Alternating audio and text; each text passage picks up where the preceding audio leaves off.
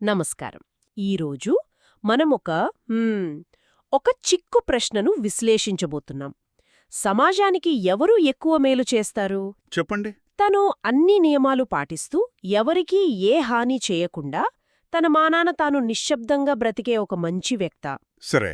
లేక తను కొన్ని తప్పులు చేస్తూ కూడా ఇతరులకు మాత్రం మంచి మాటలు చెప్పి వాళ్ళని మంచి దారిలో నడవమని ప్రోత్సహించే వ్యక్తా?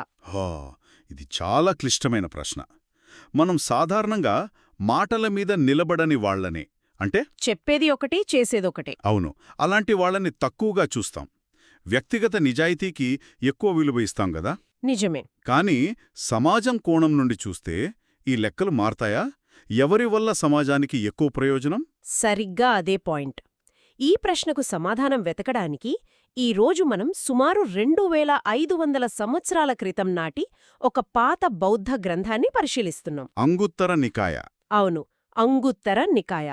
ఇందులో మనుషుల ప్రవర్తనను 4 రకాలుగా విభజించారు. ఈ విభజనకు ఆధారం కూడా ఇదే. నిర్వచించారు. ప్రసిద్ధి చెందిన 5 సూత్రాలున్నాయి కదా. ప్రాణహాని చేయకపోవటం, దొంగతనం చేయకపోవటం, లైంగిక దుష్ప్రవర్తనకు దూరంగా ఉండటం, అబద్ధాలు చెప్పకపోవడం, ఇంకా మత్తు పదార్థాలు తీసుకోకపోవటం.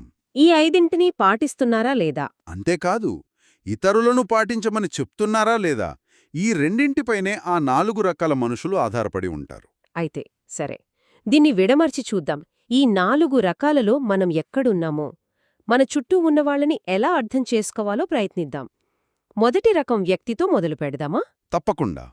ఈ టెక్స్ట్ ప్రకారం మొదటి రకం వ్యక్తి కేవలం తన ప్రయోజనం కోసం మాత్రమే పాటుపడతాడు.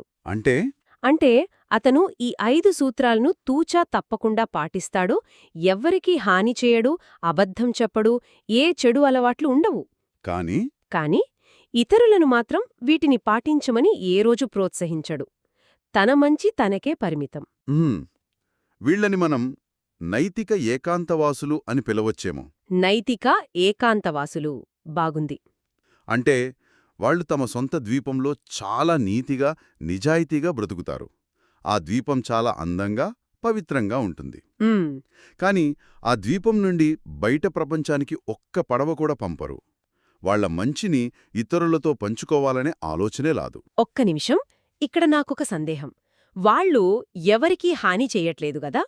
చెయ్యట్లేదు. మరి మంచిని ప్రచారం చెయ్యకపోవడం అనేది ఒక లోపమా? లివ్ అండ్ లెట్ లివ్ అంటారు గదా, బ్రతుకో బ్రతకనివ్వు. అది మంచి ఫిలాసఫీనే కదా. మంచి ప్రశ్నే. వాళ్ల మానాన వాళ్ళని వదిలేయొచ్చు కదా, ఇందులో తప్పేముంది? మీరడిగింది చాలా ముఖ్యమైన ప్రశ్న. ఇప్పుడు మనం ఆధునిక ప్రపంచంలో దీన్ని తప్పుగా చూడకపోవచ్చు. కాని ఈ ప్రాచీన గ్రంథం దృష్టిలో ఇది ఒక లోపమే. ఎందుకని? ఎందుకంటే వాళ్ల దృష్టిలో మంచి అనేది ఒక వ్యక్తిగత ఆస్తి కాదు. అది సమాజానికి చెందిన ఒక ఉమ్మడి వనరు. నీ దగ్గర ఒక మంచి మార్గం ఉన్నప్పుడు దాన్ని నీలోనే దాచుకోవడమంటే సమాజానికి అందాల్సిన ఒక ప్రయోజనాన్ని నువ్వు ఆపేస్తున్నావన్నమాట. అది ఒక రకంగా బాధ్యతారాహితం కిందకే వస్తుంది. ఓ, అంటే ఎవరికీ హాని చెయ్యకపోవడం మాత్రమే సరిపోదు, చురుకుగా మంచిని పంచాలి అని ఈ టెక్స్ట్ అంటోందన్నమాట. కరెక్ట్. ఇది ఆసక్తికరంగా ఉంది. మొదటి వ్యక్తి కథ ఇది. తన వల్ల ఎవరికీ చెడు లేదు, కాని ప్రత్యేకంగా మంచీ లేదు. మరి దీనికి పూర్తి విరుద్ధంగా ఉండే రెండో రకం వ్యక్తి దగ్గరికొద్దాం. ఇక్కడే అసలు కథ మొదలవుతుంది. ఈ రెండో రకం వ్యక్తి ఇతరుల ప్రయోజనం కోసం పాటుపడతాడు, కాని తన కోసం కాదు. తన కోసం కాదు. అవును. అంటే ఈ వ్యక్తి ఆ 5 సూత్రాలను పాటించడు. బహుశా అబద్ధాలు చెప్తాడేమో, లేదా ఇతరత్రా తప్పులు చేస్తాడేమో. కాని ఇతరులకు మాత్రం అద్భుతమైన సలహాలిస్తాడు. మీరు మాత్రం నిజాయితీగా ఉండండి, చెడు అలవాట్లకు దూరంగా ఉండండి అని బలంగా ప్రోత్సహిస్తాడు. మన వాట్సాప్ అంకుల్లాగా అన్నమాట. ఉదయాన్నే మంచి మంచి సూక్తులు ఫార్వర్డ్ చేస్తారు, కానీ వాళ్ల జీవితంలో అవి ఎంతవరకు పాటిస్తారో మనకు తెలీదు. దీన్నే మనం సాధారణంగా వేషధారణ లేదా హిపోక్రసీ అంటాం. అవును, చెప్పేవి శ్రీరంగ నీతులు అనే సామెత ఇలాంటి వాళ్ల గురించే. సరిగ్గా. కానీ ఈ టెక్స్ట్ మనల్ని ఇంకోలా ఆలోచించమని బలవంతం చేస్తోంది. ఆ పదం వేషధారణ చాలా పదునైనది. నిజమే. కాని వాళ్ల ఉద్దేశం మంచిదైతే అప్పుడు వాళ్లని వేషధారులు అనే అనాలా? ఉదాహరణకు, నాకు తెలిసిన ఒక స్కూల్ టీచరున్నారు. చెప్పండి. ఆయన విద్యార్థులకు పొగ తాగడం ఆరోగ్యానికి హానికరం అని గంటల తరబడి క్లాసులు చెప్పి స్టాఫ్ రూమ్కెళ్ళి సిగరెట్ కాల్చేవారు. ఇది చాలామందికి అనుభవమే. అవును. కాని ఆయన చెప్పిన మాటలు విని ఆయన స్ఫూర్తితో చాలామంది విద్యార్థులు ఆ చెడలవాటుకు దూరంగా ఉన్నారు. ఇప్పుడు చెప్పండి, హ్మ్. ఆయన వ్యక్తిగత బలహీనత వల్ల ఆయన చెప్పిన మంచి మాట విలువ తగ్గిపోతుందా? సమాజానికి జరిగిన మేలును మనం పరిగణనలోకి తీసుకోకూడదా? ఆ. ఈ టెక్స్ట్ మనల్ని ఈ ప్రశ్న అడుగుతుంది. సందేశమిచ్చే వ్యక్తిని వేరుచేసి చూడగలమా? సలహా మంచిదైతే చాలా కష్టమైన ప్రశ్న. సరే, మనం ఇప్పటివరకు 2 రకాల వాళ్ళను చూశాం. అవును. కేవలం తన గురించి ఆలోచించే నైతిక ఏకాంతవాసి మరియు కేవలం ఇతరుల గురించి ఆలోచించే లోపాలున్న సలహాదారు. ఇప్పుడు 3వ రకం వ్యక్తి గురించి చూద్దాం. ఈ మూడో రకం చాలా సూటిగా ఉంటుంది. వీళ్ళు తమ ప్రయోజనం కోసంగాని ఇతరుల ప్రయోజనం కోసంగాని పాటుపడరు. ఓకే. అంతే, వీళ్ళు 5 సూత్రాలను పాటించరు, పైగా ఇతరులను పాటించమని కూడా ప్రోత్సహించరు. అంటే తమకు తాము హాని చేసుకుంటారు, వీళ్ళ ప్రవర్తన వల్ల సమాజానికి కూడా ఎలాంటి మంచీ జరగదు. అంతే. ఒక రకంగా చెప్పాలంటే వీళ్ళు ఆ నైతిక ద్వీపంలో కూడా లేరు, బయట ప్రపంచానికి పడవలు కూడా పంపట్లేదు. సరిగ్గా చెప్పారు. వాళ్ళ దగ్గర ఏమీ లేదు, పంచడానికి కూడా ఏమీ లేదు. హ్మ్. అయితే వీళ్ళని కేవలం చెడ్డవాళ్ళు అని ముద్రవేసి వదిలేయడం కంటే ఈ టెక్స్ట్ వీళ్లను ఒక కొలమానంగా, ఒక బేస్ లైన్గా చూపిస్తుంది. బేస్ లైన్గా అంటే? అంటే నైతికత అనే గ్రాఫ్లో ఇది 0 పాయింట్ అన్నమాట. దీనికంటే కిందకి వెళ్ళలేం. ఇదొక రకమైన ఉదాసీనత లేదా నైతిక నిర్లక్ష్యాన్ని సూచిస్తుంది. సమాజం పట్ల, తన పట్ల ఎలాంటి బాధ్యత లేని స్థితి? అవును. ఇదొక వ్యక్తికి గాని సమాజానికి గాని అత్యంత నష్టం కలిగించే స్థితి. ఎందుకంటే ఇక్కడ మార్పుకు ఆస్కారమే కనిపించదు. నిజమే. మొదటి ఇద్దరిలో కనీసం ఏదో ఒక మంచి గుణం ఉంది. ఒకరిలో వ్యక్తిగత శుద్ధి, మరొకరిలో సమాజానికి సాయపడాలనే తపన. కాని ఇక్కడ రెండూ లేవు. రెండూ లేవు. సరే, ఈ 3 రకాల వాళ్ళని చూశాక ఇక మిగిలింది ఆదర్శం. ఆ 4వ చివరి రకం వ్యక్తి గురించి మాట్లాడుకుందాం. అవును. ఇక్కడికే ఈ మొత్తం విశ్లేషణ మనల్ని తీసుకువస్తుంది. ఈ 4వ వ్యక్తి తన ప్రయోజనం మరియు ఇతరుల ప్రయోజనం రెండింటి కోసమూ పాటుపడతాడు. ఆహా. ఈ టెక్స్ట్ ప్రకారం ఈ వ్యక్తి తాను 5 సూత్రాలను సంపూర్ణంగా పాటిస్తాడు మరియు అదే పట్టుదలతో ఇతరులను కూడా వాటిని పాటించేలా ప్రోత్సహిస్తాడు. అంటే మొదటి వ్యక్తి యొక్క వ్యక్తిగత సమగ్రత, రెండో వ్యక్తి యొక్క సామాజిక బాధ్యత, ఈ రెండింటినీ కలిపితే వచ్చే వ్యక్తి అన్నమాట. కరెక్ట్. అందుకే బౌద్ధ నీతిశాస్త్రంలో ఈ వర్గాన్ని అత్యుత్తమంగా, శ్రేష్టంగా పరిగణిస్తారు. ఎందుకని? ఎందుకంటే ఇది కేవలం వ్యక్తిగతంగా మంచిగా ఉండటం కాదు, ఇది సమాజంలో ఒక సానుకూల అలల ప్రభావాన్ని సృష్టించడం లాంటిది. Ripple effect. అవును.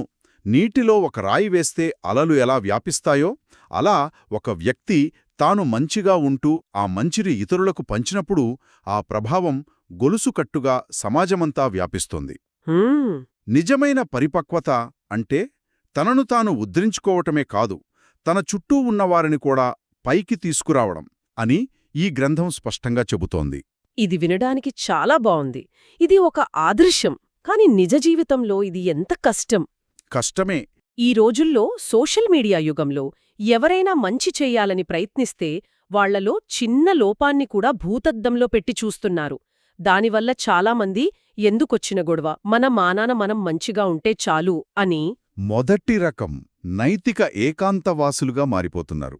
అవును, అలాగే అనిపిస్తోంది. మీరు చాలా వాస్తవికమైన సమస్యను లేవనెత్తారు. ఇది నిజంగా ఒక సవాలు. ఆదర్శంగా ఉండటం వేరు, ఆ ఆదర్శాన్ని ఆచరణలో పెట్టడం వేరు. కరెక్ట్. ఆచరణలో ఎదురయ్యే విమర్శలను, సవాళ్లను తట్టుకొని నిలబడటంలోనే అసలైన గొప్పతనం ఉంది. అందుకే ఈ 4వ రకం వ్యక్తిని అంత ఉన్నతంగా చూస్తారు. వాళ్ళు తమ వ్యక్తిగత నిజాయితీని కాపాడుకుంటూనే బయటి ప్రపంచంతో సంఘర్షిస్తారు, మంచి కోసం నిలబడతారు. అది చాలా ధైర్యంతో కూడుకున్న పని. అయితే ఈ మొత్తం విశ్లేషణ నుండి మనం గ్రహించాల్సింది ఏమిటి? ఈ 4 రకాల వర్గీకరణ మనకు ఏం నేర్పిస్తుంది? కేవలం మనుషుల్ని ఇలా 4 పెట్టెల్లో పెట్టడమేనా, లేక అంతకు మించిన లోతైన సందేశం ఏదైనా ఉందా? ఖచ్చితంగా ఉంది. ఈ విశ్లేషణ మనల్ని మళ్లీ మనం మొదట అడిగిన ప్రశ్నకే తీసుకొస్తుంది. వ్యక్తిగత సమగ్రత ముఖ్యమా, లేక సామాజిక ప్రభావం ముఖ్యమా? అవును. ఈ టెక్స్ట్ ఏం చెప్తోందంటే ఈ రెండూ వేర్వేరు కావు. అవి ఒకే నాణానికి 2 ముఖాలు. ఒకటి లేకుండా రెండోది అసంపూర్ణం. కేవలం నీతిగా బ్రతికితే అది సమాజానికి ఉపయోగపడని స్వార్థం కావచ్చు. కేవలం నీతులు చెప్తూ పాటించకపోతే అది పునాది లేని భవనం లాంటిది.